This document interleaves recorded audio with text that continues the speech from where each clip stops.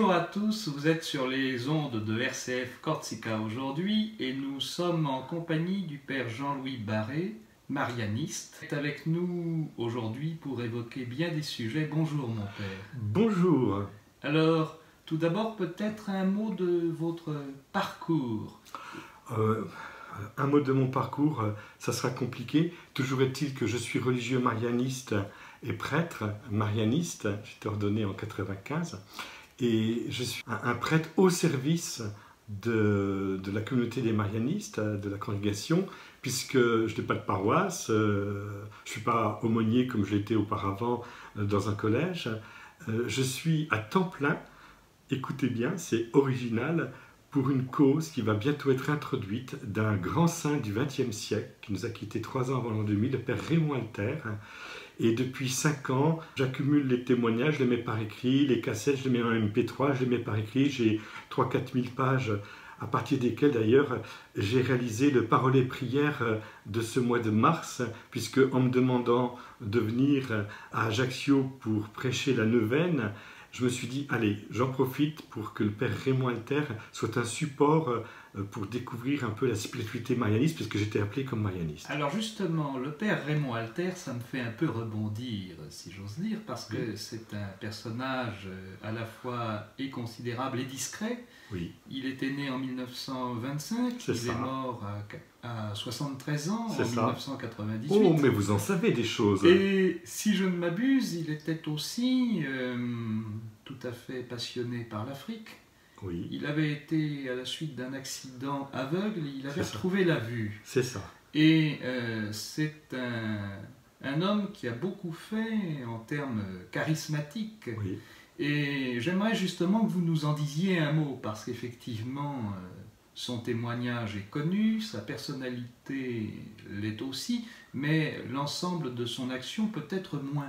Oui, tout à fait. D'abord, il faut savoir que Raymond Alter fait partie de cette génération de prêtres qui a vécu, il était aumônier d'étudiants à Bordeaux à l'époque, mai 68, et il en a gardé, je dirais, toute la sève positivement, hein, avec un regard critique nécessairement, parce que c'est pas tout blanc d'un côté, tout noir de l'autre, mais c'est un prêtre qui a eu cette originalité-là, de pouvoir offrir, à partir de son expérience de l'Esprit Saint en 73, donc 5 ans après mai 68, eh bien, une parole qui tienne compte de l'évolution sociétale avec le don de Pentecôte vécu, je dirais, comme à l'improviste dans l'Église catholique à partir du renouveau charismatique. Et c'est l'unique prêtre du renouveau que je connaisse qui ait ce profil-là étonnant, où à la fois il garde, il tient bien l'approche économique, politique, les problèmes de société, les problèmes d'éthique, et en même temps l'expérience du don de l'esprit comme une personne vivante. Alors ça fait un mélange étonnant qu'on n'a nulle part dans le renouveau, et ces enseignements qui sont extrêmement travaillés, même si il parle d'abondance du cœur et qu'il laisse ses notes de côté, ces enseignements sont une mine d'or pour l'Église de demain, parce que nous avons quelqu'un qui est, sur le plan de la théologie, du message à donner, bien en phase avec la centralité du message du credo, on va dire, hein, de notre foi catholique. Oui, parce qu'il a notamment marqué aussi Jean-Paul II et des figures largement éminentes de l'Église et de la papauté. Tout à fait, c'était quelqu'un... Et il repérait les saints qui sont canonisés aujourd'hui, hein, qui étaient vivants ou qui étaient morts, mais on n'en parlait pas du tout. Hein. Je pense à la petite Myriam Bawardi de Bethléem, par exemple, hein. Sainte Faustine Kowalska, bon, et puis Mère Teresa de Calcutta, par exemple. Hein. Donc, vous voyez, c'est quelqu'un qui avait un don étonnant sur le plan, on va dire, du message à transmettre, mais sur le plan de l'accueil, on l'appelle le papa, sa bonté, sa générosité, son humilité, une grosse corpulence énorme, et il passait inaperçu, tellement il s'effaçait, cette modestie étonnante de Raymond Alter, qui par ailleurs vivait des dons de guérison, comme dans l'Évangile, mais encore plus que dans l'Évangile. Beaucoup plus que dans l'Évangile. Des choses qu'on ne raconte pas dans l'Évangile, des miracles, vous êtes scotché. Et en même temps, des délivrances, des exorcismes, puisqu'on avait la mission par l'évêque d'Abidjan. Et c'est quelqu'un qui avait une capacité d'accompagnement et de précision dans ses accompagnements étonnantes. Alors, Raymond Alter, c'est l'une des personnalités qu'on pourrait évoquer avec vous, mais on va revenir un peu aux sources, si je puis m'exprimer ainsi, de ce qu'est la Société de Marie, et donc ce courant marianiste qui a été fondé en 1817. Vous en savez des choses. Sous Pie VII. Mais comment vous savez tout ça? Je suis historien, j'ai une bonne mémoire des dates. Mais alors, ça a été fondé notamment par un prêtre réfractaire, c'est-à-dire qui avait refusé pour nos auditeurs de prêter serment à la constitution civile du clergé sous la Révolution, qui s'appelait Guillaume-Joseph Chaminade, et qui était à l'époque installé à Bordeaux. C'est ça. Alors, pouvez-vous nous dire un mot de qui était Guillaume-Joseph Chaminade, qui, si je ne m'abuse, est d'ailleurs bienheureux de l'Église catholique? Et depuis l'an 2000 avec Saint Jean-Paul II. Alors, écoutez, d'abord, je suis très heureux de parler avec un journaliste historien, parce que vous me facilitez le travail. Et félicitations pour RCF d'avoir bien recruté. Alors, d'abord, le père Guillaume-Joseph Chaminade, donc il est mort, il avait presque 90 ans, en 1850, il est né en 1761. C'est un homme qui a eu une vision intérieure tout à fait étonnante, qui explique tout. Vous savez que la Révolution française, surtout avec la terreur, tout ça, c'est les têtes coupées. À Bordeaux, il y avait une guillotine qui pouvait couper 3 têtes à la fois, pour vous dire. Bon, eh bien, Guillaume-Joseph Chaminade a eu cette intuition que la sainteté, donc ça c'est un thème Vatican II, était pour tous. Il avait la vision d'un peuple de saints, s'appuyant évidemment sur la grâce du baptême, et que les ordres anciens, que nous connaissons encore aujourd'hui, les cisterciens, etc., les dominicains, les apostoliques également, eh bien, allaient être aussi relayés par une réalité tout à fait originale, où les mêmes exigences sont vécues à l'intérieur d'un cloître, mais en étant en plein monde. Et là, il fait fort. Donc il va former des laïcs, des jeunes qu'il retrouve dès 1800 à son retour de Saragosse, de son exil de 3 ans, et il va leur donner, il va les structurer, et une bonne colonne vertébrale, et surtout des exigences de vie pour qu'ils soient des apôtres, qu'ils soient des missionnaires. C'est-à-dire qu'on ne se convertit pas seulement pour soi, mais on laisse le Seigneur nous transformer pour être vraiment un missionnaire, et le vit en alliance avec la Vierge Marie, qui est éducatrice de Jésus et qui est éducatrice de chaque membre du corps du Christ. Et alors, les exigences que voit le Père Chaminade, qu'il découvre, touchent tous les domaines de la vie, depuis le b.a.-ba, les premiers pas de la conversion, jusqu'au sommet de l'union divine. Et à mon avis, ça, je vous dis quelque chose d'original à RCF, c'est le complément nécessaire du bienheureux Père Marie-Eugène de l'Enfant Jésus, qui lui avait abordé les chemins de la vie spirituelle avec Thérèse Avila depuis les premières demeures jusqu'au 7e, mais soyons honnêtes, le bienheureux Père Marie-Eugène de l'Enfant Jésus avait beaucoup investi à partir, on va dire, des 4e, 5e demeures, c'est-à-dire à partir d'une vie toute livrée à Dieu et conforme au Seigneur. Tandis que Chaminade, lui, c'est l'inverse. Il va tout prendre, il va s'intéresser au sommet, mais surtout aux 4 premières demeures, les toutes premières demeures, c'est-à-dire la conversion. Justement, pourriez-vous préciser cela, c'est-à-dire l'ensemble des demeures dans la logique de Sainte Thérèse d'Avila et du Père Chaminade, et ce que ça représente exactement? Oh, alors là, ça c'est un deal là. En fait, je connais très bien, je vais voir Dieu par cœur, et j'ai beaucoup lu Thérèse d'Avila. Je vais vous donner pour nos auditeurs un résumé. Voilà. Si vous voulez, quand la personne, on va parler avec un terme moderne, décide de suivre le Christ, elle vit des grâces, elle est illuminée de l'intérieur, c'est absolument prodigieux. Il y a un bonheur d'avoir rencontré Jésus comme son Seigneur, son Sauveur personnel, et du coup, on a une fringale de Dieu, une fringale de sa parole, et on vit dans une joie immense de cette rencontre avec le Seigneur qui te fait signe, qui t'ouvre la porte. Alors ça s'inscrit... Ça, c'est le début. Ça s'inscrit, ça, au début, justement. Tout au début. Et puis, d'une certaine manière, Seigneur, tu vas voir comment moi je vais t'aimer, tu vas voir comment on va y arriver ensemble, tu vas voir comment je vais m'y prendre pour pouvoir répondre à tes exigences. Et ça, c'est super. Alors, au début, là, elle finit par prendre des décisions, de rompre certaines habitudes, la personne, je veux dire, de renoncer au mal pour persévérer dans le bien. Voilà, c'est un très bon résumé, hein, mais qui marche pour tout le temps de la vie spirituelle, hein, jusqu'au sommet.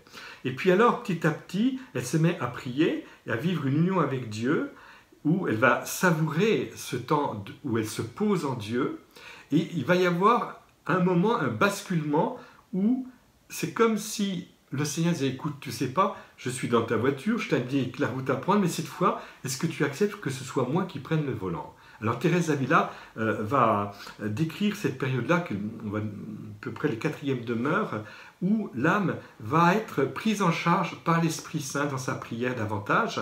Et à ce moment-là, elle n'a plus le contrôle, et à ce moment-là, elle ne goûte plus les mêmes sensations du départ. Pourquoi? Parce que l'excès de lumière dans sa fragilité physique va lui donner l'impression qu'elle est dans la nuit, qu'il ne se passe rien. C'est cette nuit obscure dont parle aussi Jean de la Croix. C'est ça, voilà, tout à fait.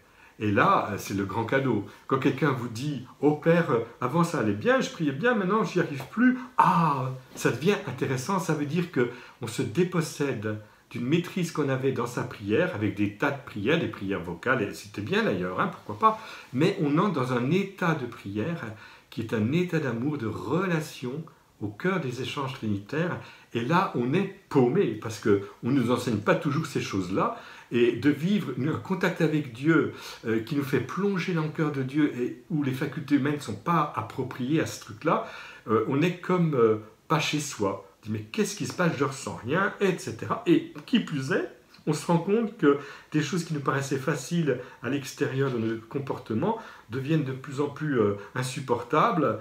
Et il faut qu'on soit miséricordieux avec soi-même. On s'aperçoit que finalement, on n'est pas tout blanc et qu'il faut vraiment se laisser purifier, se laisser embellir par la miséricorde de Dieu. Et là, on entre dans une deuxième phase, qui est la phase de la prise en charge par Dieu de ta vie spirituelle davantage, et à ce moment-là, il n'y a pas de règle. Et quand le bon Dieu prend au sérieux le don de toi-même parce qu'il ne fait rien sans toi, eh bien, il est capable de casser la baraque. Vous savez, c'est comme quelqu'un qui investit une belle maison ancienne, mais elle n'est pas structurée pour nos besoins modernes.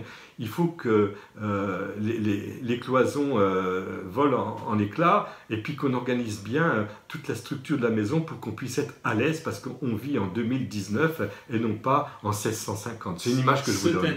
Cela dit, pardon, cette image de la demeure que l'on modifie, oui. C'était déjà le goût des changements d'appartements en faisant abattre des cloisons sous Louis XV pour rendre les appartements plus petits, un peu plus grands et plus commodes et mieux accessibles, voilà. Ce qui était le cas du château de Versailles par rapport à celui de Louis XIV. Donc ça revient de loin. Oui, il faut qu'on se retrouve régulièrement sur RCF, parce que ça me passionne. Hein. Alors, cela dit, vous venez d'évoquer Thérèse d'Avila. Oui. Et moi, je suis très frappé, dans le courant de la vaste famille marianiste, par une autre figure qui a été encouragée, soutenue par le père Chaminade, et qui est une descendante ou une parente de D'Artagnan, c'est-à-dire une membre de la famille de Batz, Adèle de Batz de Trinquéléon. C'est ça, qui a été béatifiée. Qui est la créatrice et la première responsable de l'ordre des filles de Marie Immaculée. Alors, est-ce que vous pourriez nous en dire un mot? Parce que vous avez évoqué une tradition, disons, mystique espagnole avec Thérèse d'Avila. Oui. Elle est passée, elle, par le Portugal et par l'Espagne, et elle rêvait à 12 ans, elle est née en 1789, à quelques semaines de la prise de la Bastille. Oui, oui. Ses parents qui étaient nobles ont émigré au Portugal. C'est ça. Et elle a rêvé à 12 ans d'entrer dans un couvent espagnol. Oui. On a fait patienter cette jeune fille. Mais est-ce que justement cette tradition mystique espagnole a marqué la famille marianiste de manière aussi forte qu'on peut le penser? Non, je ne pense pas. Parce qu'en fait, ce qui s'est passé, c'est que vous avez une petite jeune passionnée pour le Seigneur, dans une période de post-révolution, et qui va finalement être attentive aux pauvres qui sont autour d'elle, aux besoins de l'Église, et qui va rassembler autour d'elle des petites jeunes filles de son âge, même sensibilité, mais qui vivent une passion d'amour pour Jésus, et elles vont s'écrire elles vont se suivre, et à l'occasion de l'année liturgique, elles vont entretenir, je dirais, tout un cheminement d'ordre spirituel lié finalement au credo de l'Église, puisque l'année liturgique respecte beaucoup le credo de l'Église, et c'est sa trame. Donc nous avons là, dans l'histoire de l'Église, avec Adèle, quelque chose qui est absolument inouï, c'est qu'une toute jeune va être passionnée d'amour pour Jésus, et elle va être passionnée d'amour pour la réponse d'amour à Jésus, à Dieu, à sa parole. La parole, c'est comme une lettre d'amour de Dieu à son peuple, comme disent nos amis protestants, évangéliques, ils adorent cette image. Eh bien, nous, les catholiques, nous avons une parole d'amour à adresser à Dieu, c'est notre credo.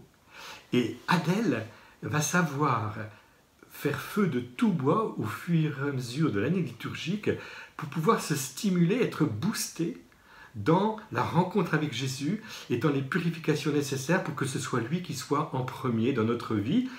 Alors, évidemment, on peut dire qu'il y a une parenté avec la Madre d'Avila, mais c'est unique. Je pense que Thérèse d'Avila est relayée dans d'autres réalités, alors que Adèle, elle vit quelque chose de nouveau. Et d'ailleurs, soyons humbles, nous, religieux, prêtres, marianistes, nous avons été en quelque sorte fondés dans l'impulsion de la fondation qui nous a précédés d'1 an. En 1816, oui. Tout à fait. Absolument. Et les sœurs y tiennent. Hein, j'imagine. Mais bien sûr. Alors, ce qui est sympa, c'est que le père Chaminade, qui était donc, on va dire, le grand accompagnateur et celui qui va révéler la perle cachée, qui va lui permettre d'émerger. Au fond, c'est d'ailleurs l'inverse. C'est l'inverse de ce qui s'est passé avec, par exemple, Vincent de Paul, oui, créateur d'ordre et créateur de soins pour les pauvres, oui, et qui a l'impulsion et qui suscite ensuite la création par une de ses toutes proches d'un ordre féminin. Hein. Et là, c'est plutôt l'inverse. C'est l'ordre féminin des filles de Marie Immaculée qui donne en fin de compte en partie l'impulsion des futurs frères marianistes. C'est ça, qui était déjà préparé et qui attendait ça avant elle. Mais quand les jeunes s'y mettent, eh bien, ceux qui sont une génération plus loin se disent, mais ils s'y sont mis, ben nous aussi on va s'y mettre. Ça fait depuis longtemps qu'on y pensait, allez, on se lance dans l'aventure. Mais je pense que cette petite jeune, on peut dire qu'elle est fondatrice de la famille marianiste autant que Chaminade. Et elle est morte tôt, elle est morte en 1828. Je rappelle qu'elle était née en 1789. Vous connaissez le vieux proverbe anglais.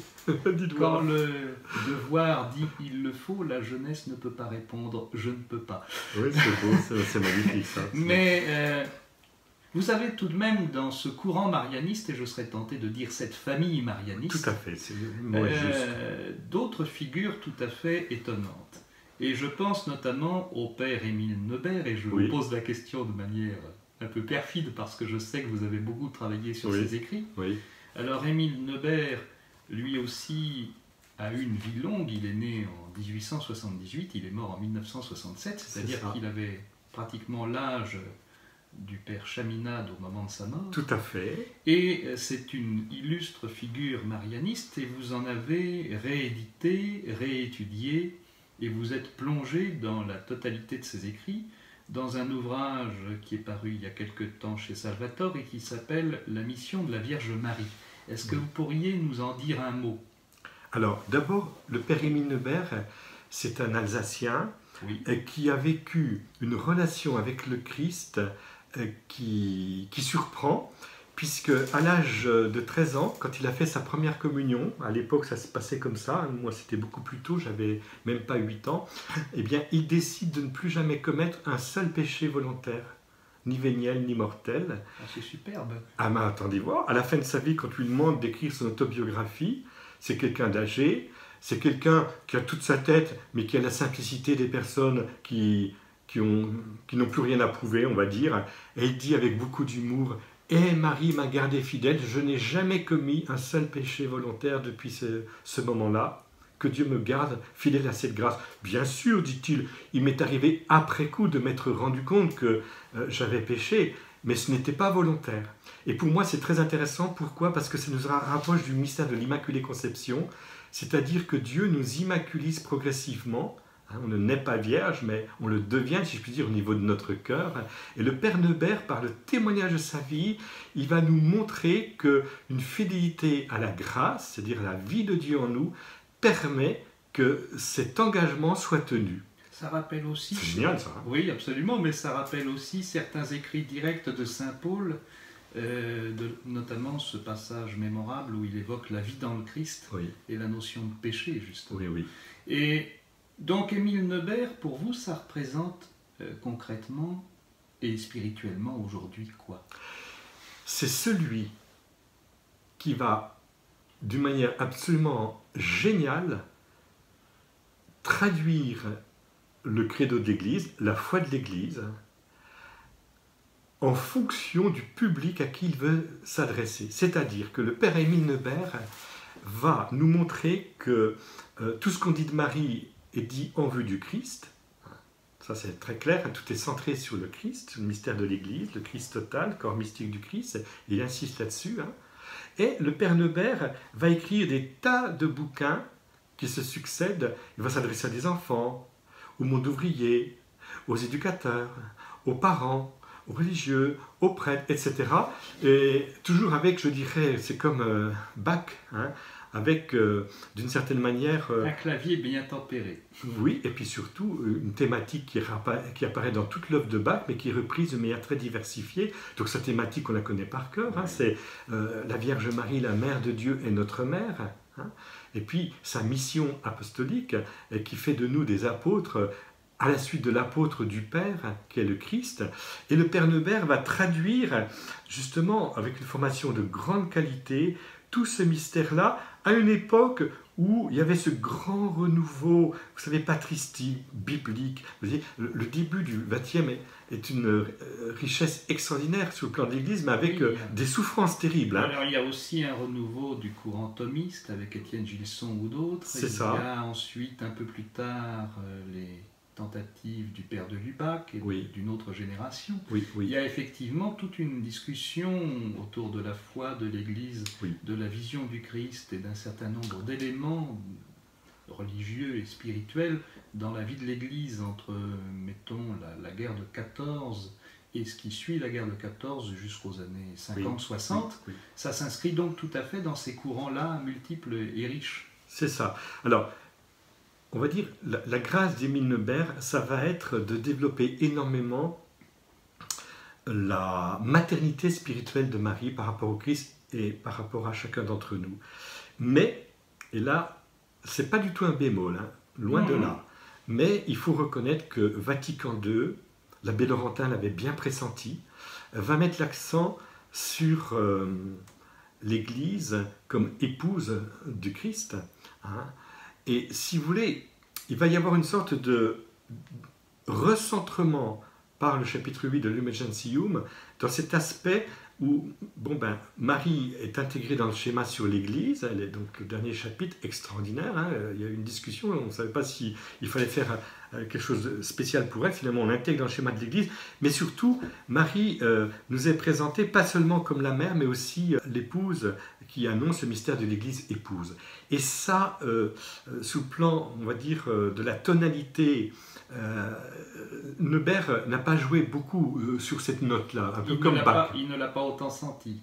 Il ne l'a pas autant senti, et c'est peut-être même un défaut qu'on a dans Je veux voir Dieu. C'est-à-dire qu'il en est resté à cette logique du père du curé d'Ars, qui considère que la Vierge est sa plus vieille connaissance, mais cette notion du mariage mystique de l'épouse et de l'Église du point de vue de la Vierge en tant qu'initiant cette noce-là, il ne l'a pas senti aussi fortement. Voilà, et puis il faut reconnaître aussi que aujourd'hui, avec les débats soulevés sous le plan sociétal sur la famille, sur la question finalement de la parentalité, on s'aperçoit qu'il faut redonner, mais vraiment, la différenciation, l'altérité homme-femme, masculin-féminin, qui est un grand déficit actuel dans la pensée éthique. Et je pense que l'Église, avec sa sagesse, a su justement insister, bon, il y avait Saint Paul, hein, il y avait évidemment, et puis les évangiles, mais a su insister sur eh bien, cette complémentarité masculin-féminin. Le Christ, il est masculin, l'épouse, l'Église, elle est essentiellement féminine. Et c'est là que il faut raccrocher la spiritualité d'Émile Nebert en lien avec Vatican II, c'est que Marie est modèle de cette Église qui est finalement celle qui fait respirer le Christ et lui donner toute sa possibilité d'extension dans le monde par son épouse. L'Église, d'une certaine manière, attire le Christ dans les âmes et attire le Christ dans le monde. Qu'est-ce qui va faire revenir Jésus dans la gloire? Eh bien, c'est l'amour de l'épouse vécu au quotidien dans des actes concrets. Et l'intercession de sa mère. Et l'intercession de sa mère.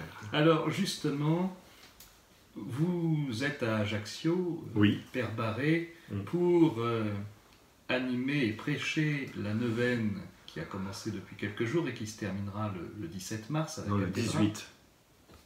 La neuvaine se termine le 17, pardon, et puis le 18, il y a la fête. Le 17, la clôture de la neuvaine donc à la cathédrale, et le 18, la fête de la Madonnouche, de Marie de la Miséricorde, de Notre-Dame. Voilà. Et vous avez aussi, au programme, si j'ose dire, et employer ce mot-là, une conférence qui est prévue le samedi de 16 à 17 h, donc le samedi 16 mars, sur le sujet « Marie, un oui durable ». En vous écoutant, on sent tout ce qui vous anime autour de la Vierge Marie fortement. Bien sûr. Et donc, vous assurerez une conférence d'1 heure sur ce sujet-là.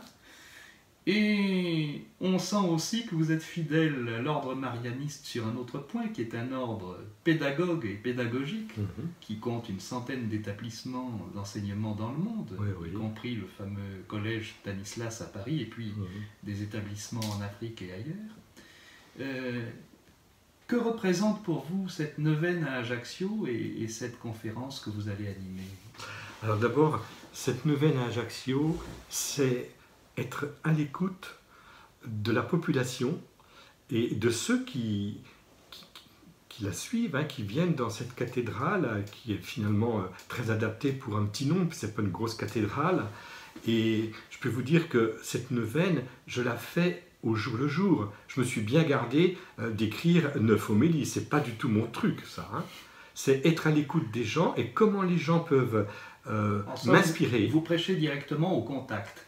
Complètement, mais avec des thématiques que je porte en moi. Parce que, si vous voulez, des gens qui veulent se convertir, c'est le carême, il y a des choses fondamentales à mettre en place dans leur vie. La première chose, c'est qu'ils reconnaissent qu'ils ont besoin d'être sauvés. Ok ? Et qu'ils puissent dire, Seigneur, prends pitié de moi qui suis un pauvre pécheur.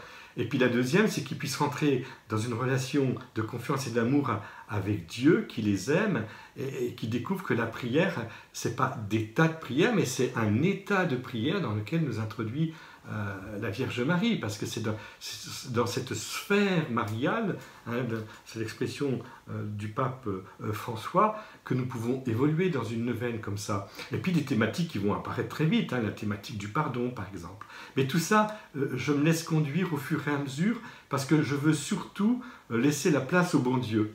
Et c'est une sorte de performance pour moi. Ce que vous allez essayer aussi, j'imagine, de faire lors de la conférence, que peut-être vous avez... déjà en tête pour le thème général, mais peut-être pas écrit complètement. Surtout pas. Naturellement. Ah non, surtout pas. Puis les gens s'ennuient, et moi je m'ennuie. Quand j'écris quelque chose, je m'ennuie et les gens s'ennuient. Eh bien, on voit avec, en tout cas, votre enthousiasme que cette passion, en tout cas, vous anime vraiment. Et puis, j'invite tous nos auditeurs à se rendre massivement à cette conférence, donc samedi 16 mars, de 16 à 17 h, à la cathédrale de l'Assomption à Ajaccio, Marie, un oui durable, avec comme conférencier, cette fois-ci pas totalement comme prêcheur, le père Jean-Louis Barré, que j'ai été ravi de recevoir, marianiste, tout à fait animé par la foi et par le culte marial. Merci mon père. Merci beaucoup pour votre invitation, soyez bénis.